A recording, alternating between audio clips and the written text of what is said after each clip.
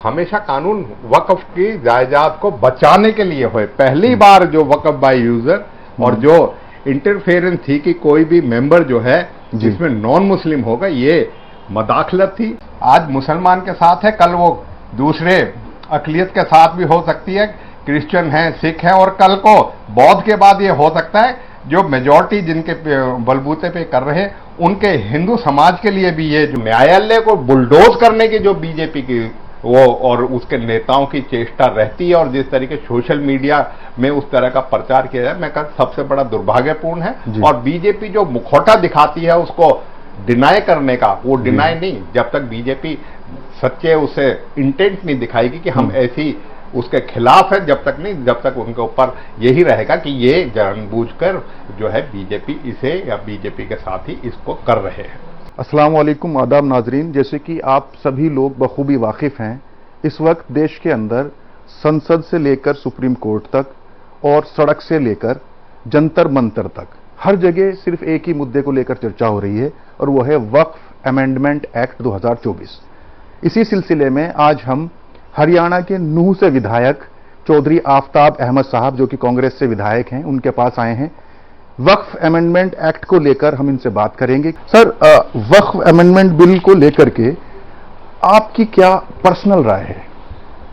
इसमें सबसे पहले तो मैं ये कहूंगा कि वक्फ अमेंडमेंट बिल जो स्टेक होल्डर्स थे जी,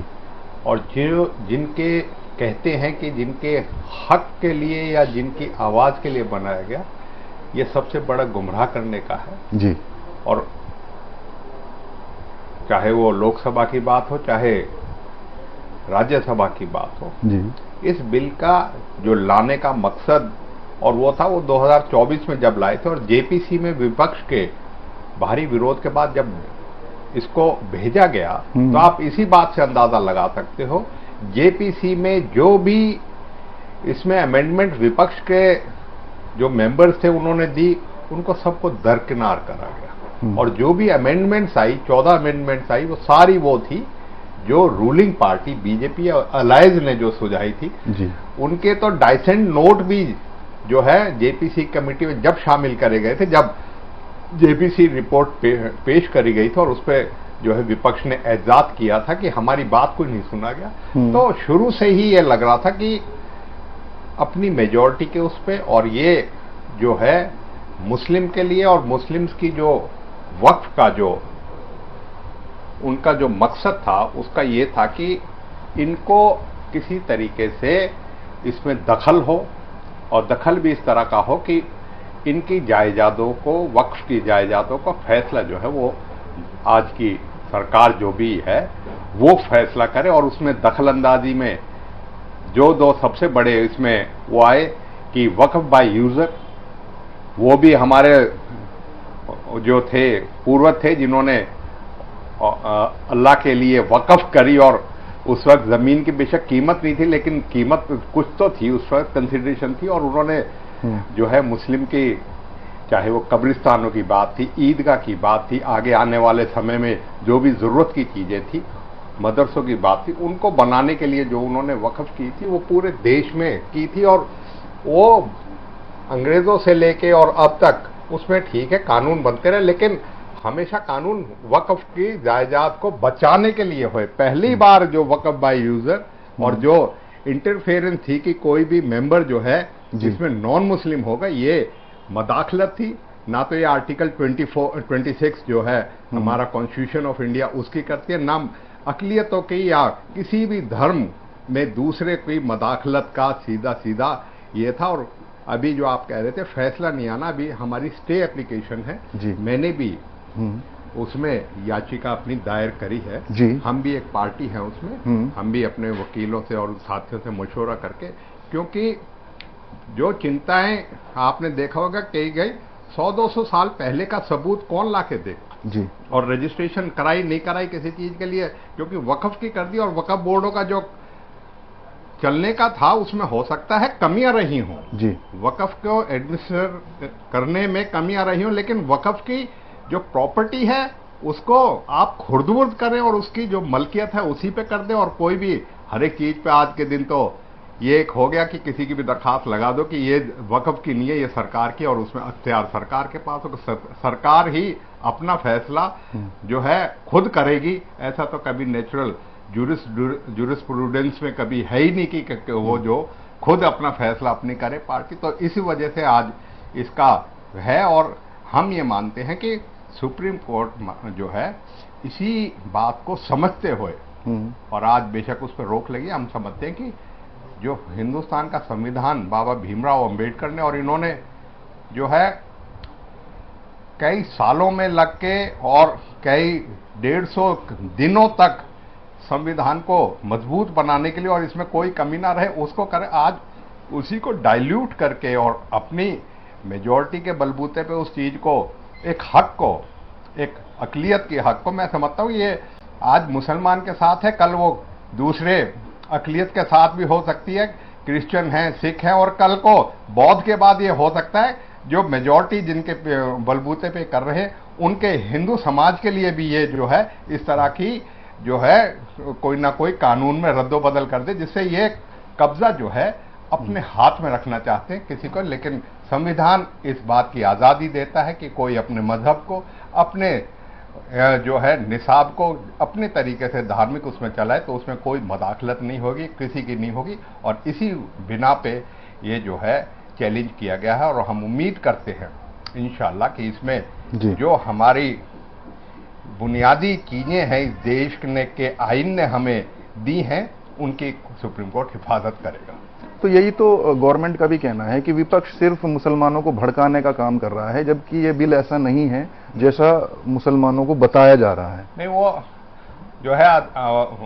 सुप्रीम कोर्ट के सामने जब सवाल करे गए तो आप देख सकते हो कि उनके पास कोई इस तरह का जवाब नहीं था। कहने की बात है, लेकिन इनके दिल में जो है वो कानून में बदलाव जो है वो इसी दिशा में है कि इसमें मदाखलत भी हो, और इसमें जो कारगुजारी है सरकार के माध्यम से इनके हाथ में आए। जी, तकरीबन 100 से ज्यादा याचिकाएं दायर हुई हैं इसको लेकर के, और शायद जहां तक मुझे याद है सिर्फ 5 को ही सुप्रीम कोर्ट ने कहा है कि हम सुनेंगे। नहीं, उसमें लीड केसेस का नाम पे किया है। अच्छा, लीड केसेस के रहेंगे वो, ऐसा नहीं है। 7 को जो है सैंक्टिटी और सबकी लीगैलिटी सबकी बराबर उसमें एक आप भी हैं, हाँ, उसमें हम आपके हैं, पार्टी के इमरान प्रताप गढ़ी, राज्यसभा सांसद, जावेद साहब भी हैं, हमारे सांसद जो किशनगंज से हैं, और भी साथी हैं, मुस्लिम पर्सनल लॉ बोर्ड, बिल्कुल बिल्कुल उसमें है। तो मैं ये कहूंगा कि इस लड़ाई को हम पूरी तरीके से, जो हमारा एक हक दिया गया है,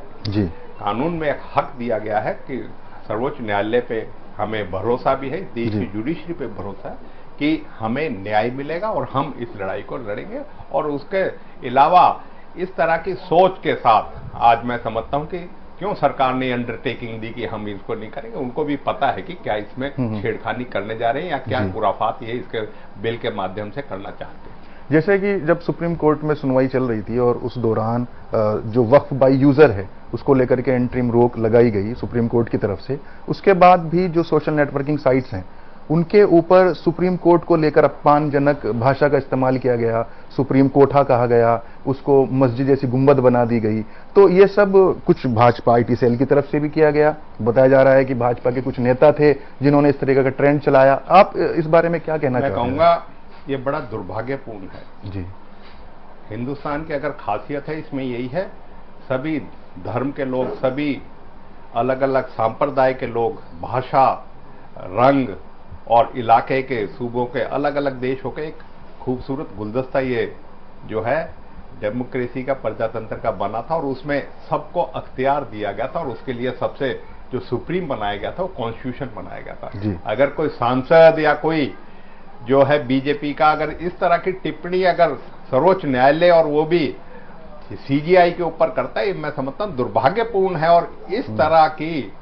अगर राजनीतिक लोगों की सोच और इस तरह के हमले जो करने लगे, तो मैं समझता हूं कि ना तो आइन की सैंक्टिटी रहेगी, ना हमारे जो सर्वोच्च न्यायालय है या जुडिशरी उसकी वो रहेगी। और ये सबसे बड़ा दुर्भाग्यपूर्ण ये होगा कि लोकतंत्र की खूबसूरती ही यही है कि चाहे सत्ता रहे, चाहे विपक्ष रहे, चाहे आम लोग रहे, सबको बराबर का अख्तियार जो संविधान ने दिया उसको। और इस तरीके से किसी को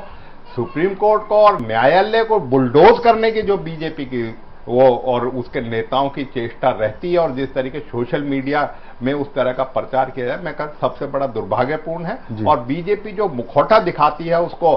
डिनाई करने का, वो डिनाई नहीं, जब तक बीजेपी सच्चे उसे इंटेंट नहीं दिखाएगी कि हम ऐसी उसके खिलाफ है, जब तक नहीं, जब तक उनके ऊपर यही रहेगा कि ये जानबूझकर जो है बीजेपी इसे या बीजेपी के साथी इसको कर रहे हैं। उपराष्ट्रपति जगदीप धनखड़ का भी बयान आया था जब सुप्रीम कोर्ट में स्टे आया, तो उसके बाद उन्होंने भी कुछ उसके ऊपर टिप्पणियां की थी सुप्रीम कोर्ट के ऊपर कि संसद में बने हुए कानून को इस तरीके से सुप्रीम कोर्ट चैलेंज नहीं कर सकता। तो आप कितना इत्तेफाक रखते हैं? मैं समझता हूं कि हम लेजिस्लेट करने के लिए हैं, चाहे राज्य में है एमएलए के तौर पे, चाहे सांसद के तौर पे लेजिस्लेट, लेकिन लेजिस्लेशन का इंटरप्रिटेशन करना अदालतों का अख्तियार है, संविधान में उसका है। और ये बात को कहना, संविधान जरूर सुप्रीम है, लेकिन संविधान में अगर कानून बनता है उसकी इंटरप्रिटेशन वो चैलेंज भी हो सकती है, और चैलेंज होके बहुत से हजारों जो है ऐसे कानून हैं जिनको निरस्त किया गया है, जो अनुरूप नहीं होते हमारे आइन के, या उनके हिसाब से नहीं होते, या आइन की जो सेंटिटी थी, जो उसकी मफहूम था या जो भावना थी, अगर उसके अनुरूप नहीं रहेंगे तो वो स्ट्रक डाउन किए जाते हैं। तो मैं समझता हूं कि इस तरह का बयानबाजी आना, वो करना, चाहे कितना बड़े पद पे कोई रह रहा हो, उसको इस चीज तरह के बयानबाजी नहीं करनी चाहिए। दुर्भाग्यपूर्ण भी है, और देश की डेमोक्रेसी के लिए, हमारे देश की प्रजातंत्र लोकतंत्र के लिए भी ये अच्छे संकेत नहीं है। चौधरी साहब, निशिकांत दुबे एमपी हैं, दिनेश शर्मा एमपी हैं, उनके बयान इस तरीके के आ रहे हैं सुप्रीम कोर्ट को लेकर, सीजीआई को लेकर के बयानबाजी कर रहे हैं, कुछ एक्शन होना चाहिए या ऐसे? बिल्कुल, उनकी जो है पार्टी को उनको निकाल देना चाहिए, लेकिन क्यों पार्टी को निकालेगी? लोकसभा में उनको पेश किया जाता है एज अ स्पीकर, जब भी कांग्रेस को, कांग्रेस की नीतियों के या कांग्रेस के नेताओं को, खासतौर पे सोनिया गांधी जी के प्रति भी कई बार इनकी टिप्पणी इस तरह की अशोभनीय और असंसदीय टिप्पणी आई है, तो ये हैबिचुअल जो है हो गए हैं, और इस तरीके से ये कहवाई जाती हैं। मैं समझता हूं कि ये अपने विचार नहीं है, पार्टी की अपनी विचारधारा है जो इनके मुख से बाहर निकल के आती है। जैसे ही ये इन्होंने विवाद सामने आया, उसके बाद जेपी नड्डा जो राष्ट्रीय अध्यक्ष हैं भाजपा के, उन्होंने लिख दिया कि हमारे इन बयानों से कोई लेना देना नहीं है। अगर इस कहने से नहीं होता, वो कहते हैं बस एक दिखाने के लिए, सिर्फ इस डर से कि जो है उनको सब उसके जो है इस बात के लिए उसकी भर्त्सना करेंगे, उसको सब करेंगे, इस वजह से देते हैं। लेकिन कार्रवाई हो तो पूरी हो। ये तो वैसे ही है जैसे जो है रेपिस्ट को बीजेपी के लोग माला पहन के, उनकी जो अगर सजा माफ होती है तो माला पहन के उनको करते हैं, और बीजेपी कहती है हमारा कुछ लेना नहीं है, वो बीजेपी के से किसी चीज के, तो मुखौटा कुछ है, दिखावा कुछ है, और जब बात आती है अपनी उस पे, तो उससे अपने आप को पल्ला झाड़ देते हैं। आपको याद होगा नुपुर शर्मा क्या है उसका भी यही, इसी तरीके से बीजेपी के लोग ऐसे लोगों को इस्तेमाल करके, और जहां तक उसकी जरूरत होती कर देते हैं, और उससे फिर पल्ला झाड़ लेते हैं, और कहने को उससे कहते हैं ये उनके निजी विचार होंगे। लेकिन मैं समझता हूं कि बीजेपी के बेहस्ट पे ही इस तरह की बयानबाजी, इस तरह की जो है, चाहे संविधान संस्थाओं की बात हो, चाहे सर्वोच्च न्यायालय की बात हो, चाहे संविधान के प्रति बात हो, क्योंकि इन्होंने तो कह दिया था हमें तो 400 पार चाहिए, हमें संविधान बदलना है, वो भी तो इन्हीं के सांसद होते हैं किसी चीज के लिए। तो बीजेपी का जो है, जो बात है इनके सांसदों के माध्यम से, असली जो भावना है वो निकल के आ जाती है, और उसी तरीकों को फिर ये डिनाइल में चले जाते हैं, डिनाइल मोड में, जिससे कि लोगों में और देश में, दुनिया में इनके लिए लोग ये कहें कि ये तो बिल्कुल फासिस्ट जो है ताकतें हैं, जो, और उसी ताकतों को ये जो है अपनी ताकत देते हैं, या उससे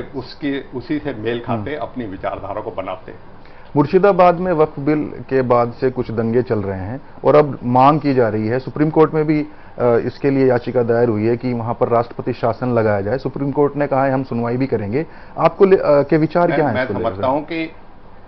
एहतजाज करें, लेकिन करें कानून के दायरे में जी, और कोई सी को भी अख्तियार नहीं है जी कि वो कानून को अपने हाथ में ले, और इस तरह की हिंसक वारदातें किसी भी देश के किसी भी कोने में हो, किसी राज्य में हो, उससे लॉ एंड ऑर्डर जो है उसको जो एनफोर्स होना चाहिए, और कानून व्यवस्था बनी रहनी चाहिए, और किसी को भी अख्तियार नहीं होना चाहिए। और राज्यों को अगर इसमें जो है सख्त से सख्त कार्रवाई करनी चाहिए। किसी को कानून जो है दंगे के लिए, और इससे देश की नाते और प्रदेश की, और मैं समझता हूँ आपसी जो है सौहार्द को भी नुकसान होता है। अब हमारे साथ जुड़ने के लिए आपका बहुत बहुत शुक्रिया चौधरी साहब। फिर किसी और नई खबर में हाजिर होंगे, अभी के लिए इजाजत दीजिए, शुक्रिया।